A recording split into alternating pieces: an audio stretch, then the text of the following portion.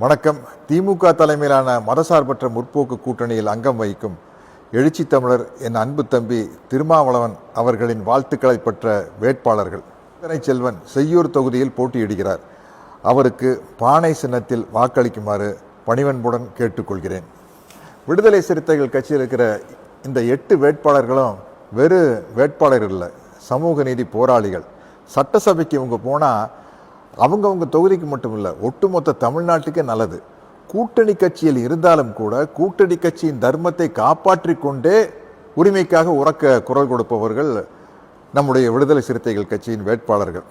நம்முடைய விடுதலை சிறுத்தைகள் கட்சி நான் ஏன் சொல்கிறேன்னா, நான் விடுதலை சிறுத்தைகள் கட்சியில் மெம்பராகாத விசிகாக்காரன், அதுதான் உண்மை. அதனால் இந்த 8 பேர் ஜெயிக்கணும்னு நான் ஆசைப்படுறது என் ஆசை நிறைவேறணும் அப்படிங்கிறதுக்காக இல்லை. தமிழ்நாடு வளமாக இருக்க வேண்டும், இந்த தொகுதிகள் வளமாக இருக்க வேண்டும், திமுக கூட்டணியில் ஏற்படுத்தப்பட்ட வளர்ச்சி திட்டங்களும் நலத்திட்டங்களும் வெற்றிகரமாக தொடர வேண்டும். அதற்கு என்னுடைய அன்பு தம்பி எழுச்சி தமிழர் திருமாவளவன் அவர்களின் தலைமையிலான விடுதலை சிறுத்தைகள் கட்சி இறுதி வரை உரிமைக்காக உரக்க குரல் கொடுக்கும் என்ற நம்பிக்கையில் இவங்களுக்கு நான் வாக்கு கேட்குறேன். என்னுடைய ஆசையை பூர்த்தி செய்வது மட்டுமல்ல, தொகுதிக்கும் நன்மை செய்து தமிழ்நாட்டுக்கும் நன்மை சேர்க்க வேண்டும் என்று கேட்டுக்கொள்கிறேன்.